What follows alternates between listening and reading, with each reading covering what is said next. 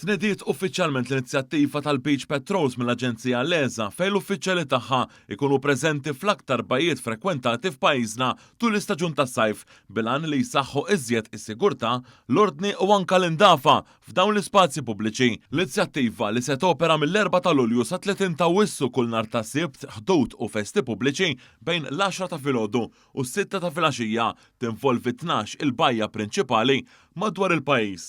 Il-kap eżekuttiv tal-Leza Svetlik Flores qal li l-Beach Patrols saru parti importanti mill-operat tal-Aġenzija matul ix-xhur tas-sajf. Il-Ministru responsabbli Glenn Bedingfield enfasizza li l-Gvern se jibqa' impenjat li jinvesti f'inizjattivi li jsaħħu l-prevenzjoni u s-sigurtà pubblika waqt li jkomplu itejbu il-kwalità tal-ħajja fil-komunitajiet.